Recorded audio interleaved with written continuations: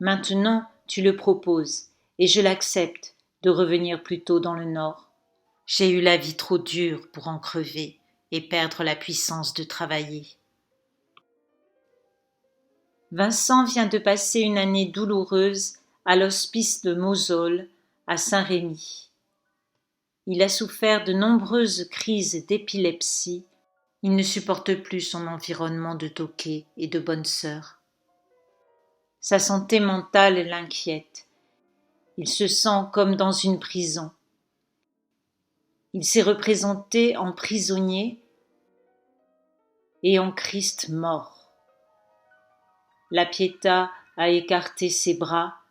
On dirait qu'il tombe, qu'il glisse doucement vers un sommeil profond. Sur les conseils de Pissarro, son frère Théo a rencontré le docteur Gachet, un médecin spécialiste des maladies nerveuses qui vit près de Paris, ami des peintres et peintre lui-même, qui accepte de le recevoir. Le 17 mai 1889, Vincent prend le train pour Paris. Théo, inquiet, vient l'attendre à la gare de Lyon. Préoccupé par le voyage de Vincent, il n'a pas dormi de la nuit. Les retrouvailles sont joyeuses. De là, un fiacre les conduit au nouveau domicile de Théo, cité Pigalle. Vincent est heureux de voir son filleul. Il s'attendrit longuement sur son berceau, mais déplore néanmoins toutes les dentelles qui l'entourent. Le lendemain matin, levé de bonne heure, il déroule ses peintures du Sud, les unes après les autres. Il les redécouvre. Souvent, à peine sèches, il les envoyait à Théo. Champs, vergers, cyprès, oliviers, tableaux de nuit, les magnifiques iris. Il repère sur certaines les retouches à apporter. Vincent se rend chez Julien Tanguy, son ami et fournisseur de peinture et de toiles. S'il est content de voir ses toiles présentées en vitrine, il est très déçu de découvrir le réduit où, à l'occasion de son déménagement, Théo a remisé la plupart de ses œuvres. Ses peintures lui semblent souffrir dans ce grenier. Alors qu'il comptait demeurer encore quelques jours à Paris, dès le surlendemain matin, il décide de partir pour Auvers. Pourquoi cette brusque décision, alors qu'il était prévu qu'il reste une dizaine de jours et qu'accompagné de Théo, il se rendrait le mercredi suivant à la consultation du docteur Gachet? A-t-il été froissé de voir ses tableaux mal remisés? Y a-t-il eu des tensions? Arrivé à Auvers, il se rend chez le docteur Gachet, mais il en sort déçu. Il doute de ses capacités à le soigner. Dans la lettre qu'il écrit à Théo le soir même, Vincent évoque longuement l'impression bizarre que lui a fait le docteur. Gachet me fait l'effet d'être assez excentrique, mais son expérience de docteur doit le sentir lui-même en équilibre, en combattant le mal nerveux duquel certes il me paraît attaqué au moins aussi gravement que moi. La maison du docteur non plus ne lui plaît pas. Sa propre maison est pleine de vieilleries noires, à l'exception de quelques tableaux impressionnistes. Il n'est pas d'accord avec l'installation que lui a prévue Gachet près de chez lui, trop cher, 6 francs par jour, au lieu de 3,50 à l'auberge Ravoux, où il s'était renseigné, près de la gare. Vincent s'inquiète déjà pour ses dépenses. Sa dépendance économique le culpabilise encore plus depuis la naissance de l'enfant. Théo a maintenant charge de famille et doit aussi aider ses sœurs et sa mère. De plus, il a des problèmes avec ses patrons, qui le tiennent à court et envisage de les quitter pour s'installer à son compte. Cet argent aléatoire n'a cessé d'être un souci pour Vincent. Se sentant inhabile à en gagner, il avait convaincu son frère de l'aider financièrement pendant le temps de son apprentissage et comptait le rembourser dès qu'il commencerait à vendre. C'est pour lui un marché. Pas une charité comme un pauvre sire, a-t-il écrit à Nuenen en mars 1884. Mais les ventes tardant, de nombreux conflits ont déjà eu lieu, dans lesquels l'argent a joué un rôle détestable. Le lendemain, mercredi 21 mai, il part à la rencontre des beaux motifs. Les chaumes, vus la veille en allant chez Gachet, l'attirent. C'est gravement beau, c'est le cœur de la campagne, distinctif et pittoresque. Ce premier jour, il peint une étude de vieux toits de chaume avec sur l'avant-plan un champ de pois en fleurs et du blé, fond de colline, précédé probablement de quelques dessins préparatoires. Dans ce dessin et ce tableau, rien n'est immobile. Le vallonnement des sols répond à celui des collines, des nuages, des fumées, et même à celui des maisons. Quelques jours plus tard, le dimanche, il voit Gachet, qui l'invite à déjeuner chez lui le mardi. Ils passent une partie de l'après-midi ensemble, échangeant leurs points de vue probablement très proches. Gachet est un ami de Pissarro, un mentor pour Vincent. J'ai trouvé dans le docteur Gachet un ami tout à fait. Il a perdu sa femme il y a quelques années, ce qui a contribué à beaucoup le casser. Il me paraît très raisonnable, mais est aussi découragé dans son métier de médecin de campagne que moi de ma peinture. Alors je lui ai dit que j'échangerais volontiers métier pour métier. Ils prennent rendez-vous pour le mardi suivant, où Gachet viendra après déjeuner voir ses toiles à l'auberge.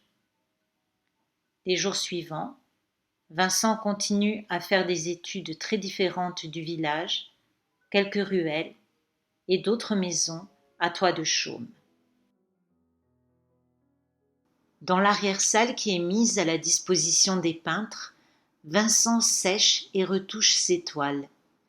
Il y peint aussi les jours de pluie. C'est là que Gachet découvre le mardi 27 mai ses dernières toiles d'Auvers, mais aussi celles ramenées avec lui de Saint-Rémy. Si la Pietà d'après Delacroix plaît beaucoup à Gachet, le dernier autoportrait de Saint-Rémy l'enthousiasme. Monsieur Gachet est absolument fanatique pour ce portrait et veut que j'en fasse un de lui, si je peux absolument comme cela, ce que je désire faire aussi. Il dessine un vieux vignoble, puis une étude de marronnier blanc et une de marronnier rose. Le personnage à gauche de la peinture, probablement Vincent, semble en route, avec son attirail sur le dos, rappelant le peintre sur la route de Tarascon. Sur le trottoir en face, 3 silhouettes féminines à robes longues et ombrelles rappellent un de ses premiers dessins faits à la haie quand il avait 20 ans. Son frère lui apprend que son tableau « La vigne rouge » a été vendu à Miss Bock, sœur d'un ami dont il a fait un portrait et secrétaire des Vintistes, l'association artistique belge d'avant-garde. Cet achat montre l'intérêt qu'il commence à susciter au-delà de la France. Vincent se sent beaucoup mieux et se plaît à Auvers. Il y a beaucoup de bien-être dans l'air.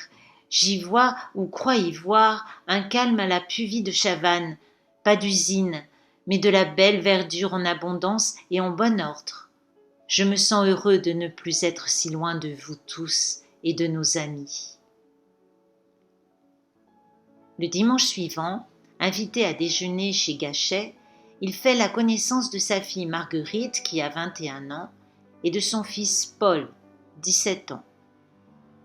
Il peint ce jour-là une toile particulièrement lumineuse, un aloès avec des soucis et des cyprès, puis des roses blanches, des vignes et une figure blanche dedans.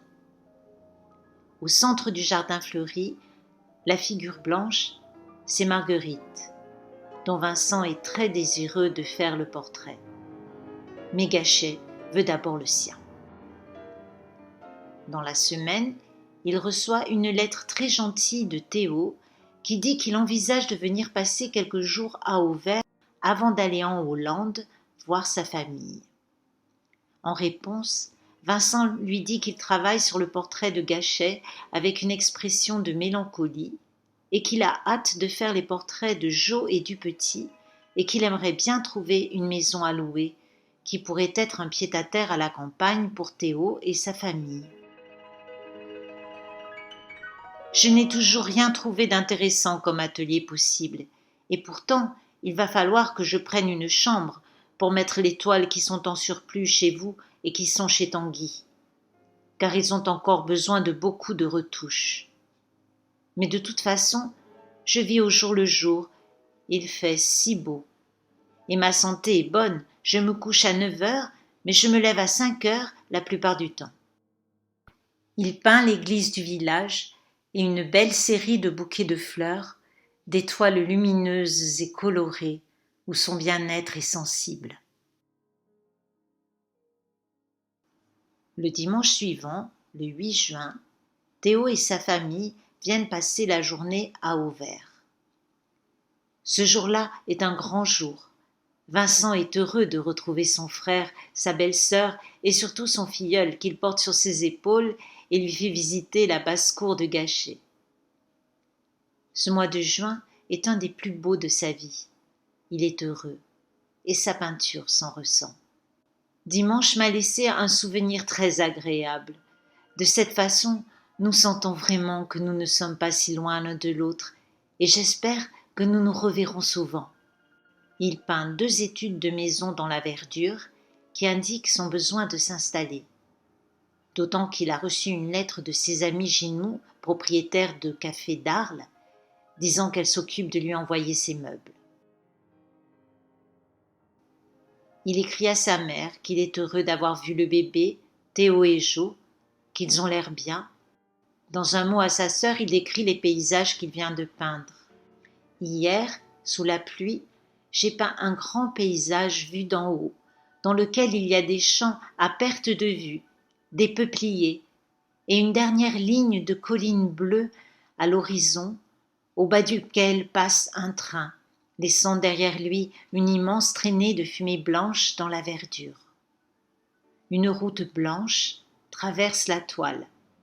Sur la route, une petite calèche et des maisons blanches aux toits rouges vifs bordent cette route. Il y a un autre paysage avec des vignes et des prairies au premier plan, les toits du village et un autre avec rien d'autre qu'un champ de blé vert qui s'étend jusqu'à une villa blanche entourée d'un mur blanc avec un seul arbre. Ayant reçu un lot important de peintures et de toiles, il travaille sans cesse. Grave une eau forte chez Gachet, peint 2 études, l'une d'un bouquet de plantes sauvages, l'autre d'une maison blanche au milieu de la verdure, avec une étoile dans le ciel nocturne et une lumière orange à la fenêtre, de la verdure sombre et une note rose sombre. Les toiles restées à Saint-Rémy sont enfin arrivées. Il retrouve avec plaisir ses peintures d'iris, de roses, de champs de blé et de cyprès accompagnées d'une étoile. Le 23 juin, Théo le félicite pour sa gravure de peintre et lui annonce qu'ils vont bientôt venir le voir, ce qui ravit Vincent. Ces jours-là, Vincent peint une toile très romantique. Un effet de nuit, dit-il, 2 poiriers complètement sombres sur un ciel jaunissant, avec des champs de blé, et dans le fond violet, le château, enfermé dans la verdure sombre. Cette toile a été peinte dans un format très inhabituel, tout en largeur, un double carré de 50 cm sur 100, qui lui permet probablement de mieux exprimer ses grandes étendues. D'autres peintures suivront dans le même format.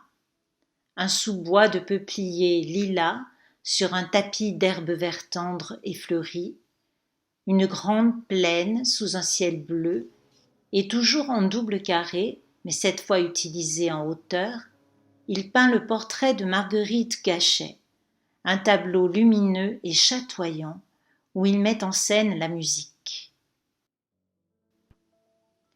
Quand il retourne chez Gachet, sa gouvernante lui apprend qu'il ne veut plus le recevoir.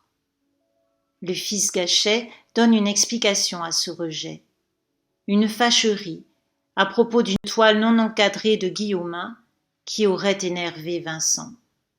Son père l'aurait mal pris, mais ce n'est probablement pas la seule raison.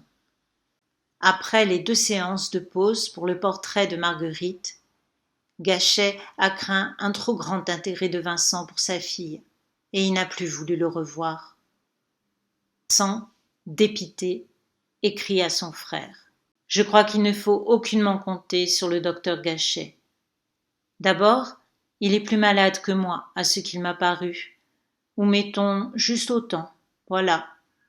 Or, lorsqu'un aveugle mènera un autre aveugle, ne tomberont-ils pas tous deux dans le fossé? Il peint le portrait d'Adeline Ravoux, la fille de l'aubergiste, et 2 tableaux de paysannes à chapeau, posant dans les blés, et un nouveau double carré d'un format plus réduit, ainsi que celle d'un jeune homme aux cheveux orange inspiré par une tête égyptienne sur le fronton d'une maison.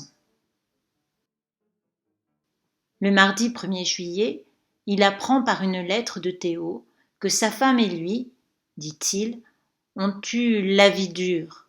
Le bébé est très malade, il a pleuré jour et nuit suite à des problèmes d'alimentation. Cette fois, c'est Théo qui a un grand besoin de confier ses angoisses à Vincent. L'inquiétude dans laquelle l'a plongé la crainte de perdre son enfant, mais aussi les tensions avec ses patrons et ses problèmes d'argent. Ces rats de Bousseau et Valadon me traitent comme si je venais d'entrer chez eux et me tiennent à court. Dois-je leur dire ce qui en est, et s'ils osaient refuser, enfin leur dire « Messieurs, je risque le paquet et je vais me mettre marchand en chambre ?» Vincent est inquiet. Les 3 enfants qu'il peint ces jours-là, sans doute ceux d'un voisin menuisier, indiquent ses préoccupations. Mais heureusement, Théo annonce dans la lettre suivante que l'enfant va mieux et lui propose de venir les voir. Viens donc si tu veux dimanche avec le 1er train. Tu resteras chez nous tant que tu voudras et tu nous donneras conseil pour l'arrangement de notre nouvel appartement. Le dimanche 6 juillet, Vincent, rassuré, se rend à Paris, mais en repart le soir même. Cette terrible journée va entraîner des blessures affectives dont il ne se remettra pas. Que s'est-il passé? Arrivé par le train du matin, il déjeune chez son frère en compagnie de Toulouse-Lautrec, Aurier, Dries Banger, le frère de Jo, son épouse et une amie peintre hollandaise. Mais après le repas, une vive discussion à propos de l'avenir de Théo qui envisage de quitter son travail chez les Bousseau oppose Vincent et Dries. Vincent apprend aussi ce jour-là que Théo a décidé d'accompagner Jo et le bébé en Hollande dès le samedi suivant. Très désappointé, il se rend comme prévu chez Tanguy, où il a rendez-vous avec l'Australien Walpole Brooke, qui vient voir ses œuvres. Il est gêné de lui montrer la mansarde, un trou à punaises, où Tanguy a remisé sans aucun soin ses tableaux et ceux de ses amis. De retour chez Théo, il veut mettre au mur une toile de Prévost, ramenée de la mansarde, mais sa belle-sœur le prie de ne pas l'accrocher, ce qui l'a probablement contrarié. À la suite de cet incident, et probablement aussi d'une discussion concernant l'aide financière de Théo, Vincent, excédé, décide de partir le soir même, sans attendre la venue annoncée de Guillaumin. Il prend le train et se retrouve à Auvers, ahuri, sans savoir ce qui va arriver, ni avec quel argent il va désormais vivre. La courte lettre qu'il écrit à Théo dès le lendemain dit son désarroi. Il ne sait plus s'il peut encore compter sur leur aide, mais il n'a pas le choix. Y puis-je quoi que ce soit? Peut-être pas. Mais ai-je fait quelque chose de travers, ou enfin, puis-je faire chose ou autre que vous désireriez? Quelques jours plus tard, le 10 juillet, n'ayant pas de nouvelles de Théo, il écrit une longue lettre qui commence par un reproche. De ces derniers jours, certes, j'aurais, dans des conditions ordinaires, espéré un petit mot de vous déjà. S'adressant directement à Jo, il revient sur la question d'argent. Les ennuis prennent trop de place, sont trop nombreux, et vous semez les épines. Je crains beaucoup d'être ahuri, et trouve étrange que je ne sache aucunement sous quelles conditions je suis partie, si c'est comme dans le temps à 150 par mois, en 3 fois. Théo n'a rien fixé, et donc pour commencer, je suis partie dans l'ahurissement. Jusque-là, les histoires d'argent étaient discutées avec son frère. Jo s'était donc immiscée dans ses relations avec Théo jusqu'aux points les plus sensibles. Elle reconnaîtra plus tard avoir été impatiente envers lui. Que n'ai-je été plus gentille quand Vincent était à la maison? A-t-on réellement dépassé les bornes le jour où il était là? Vincent se rend bien compte que le lien avec son frère est rompu. Désespéré, il écrit « Ma vie à moi aussi est attaquée à la racine même. Mon pas aussi est chancelant. Revenu ici, je me suis remis au travail, le pinceau pourtant me tombant presque des mains et, sachant bien ce que je voulais, j'ai encore depuis peint 3 grandes toiles. Ce sont d'immenses étendues de blé, sous des ciels troublés, et je ne me suis pas gênée pour chercher à exprimer de la tristesse, de la solitude extrême. 2 lettres manquent, qui nous empêchent de comprendre ce qu'il s'est réellement passé. Mais Vincent, malgré une lettre rassurante de Jo, puis une autre de Théo, ne va pas s'en remettre, et plonger dans une grave dépression. À la lettre de Jo, il répond « La lettre de Jo a vraiment été pour moi comme un évangile, une délivrance de l'angoisse que m'ont causé les heures assez difficiles et laborieuses pour nous tous que j'ai partagées avec vous. Ce n'est pas rien quand tous ensemble nous sentons le pain quotidien en danger. Ce n'est pas rien quand pour d'autres causes que celle-là, nous sentons aussi notre existence fragile. J'ai craint, pas tout à fait, mais un peu pourtant, que je vous étais redoutable, étant à votre charge. » Mais, dans sa dernière lettre, écrite le 23 juillet, cette phrase « Mais enfin, causée à tête reposée, nous n'y comptons même pas » est soulignée. Elle indique son besoin de voir Théo, mais celui-ci est en Hollande, où il a accompagné sa femme et son enfant. Vincent espère le voir à son retour, mais Théo, pourtant seul à Paris depuis le 21, ne lui dit pas de venir et ne lui parle pas de l'entrevue positive qu'il a eue avec ses patrons, alors que la veille, il a écrit à sa mère. « Hier matin, j'ai discuté avec ces messieurs et j'ai découvert qu'ils sont bien disposés à mon égard et qu'ils verraient s'ils pouvaient un peu me faciliter les choses. » À la fin de sa dernière lettre, Vincent fait le croquis des toiles qu'il vient de finir, puis demande à son frère d'envoyer des couleurs pour son voisin Hirschig, qui le remboursera. Quant à lui, dit-il, il a simplifié sa commande jusqu'à un minimum bien raide. On a retrouvé dans sa poche, après son décès, un brouillon de cette dernière lettre. Si le début était le même, la fin en est toute différente. Pourtant, mon cher frère, je te le redis encore, que je considérerai toujours que tu es autre chose qu'un simple marchand de coraux, que par mon intermédiaire, Tu as ta part à la production même de certaines toiles, qui même dans la débâcle gardent leur calme. Eh bien, mon travail à moi, j'y risque ma vie, et ma raison s'est effondrée à moitié. Mais tu n'es pas dans les marchands d'hommes, pour autant que je sache, et tu peux prendre parti, je le trouve, agissant réellement avec humanité, mais que veux-tu? Vincent, à toutes les étapes de sa vie, a interrogé le désir de Théo.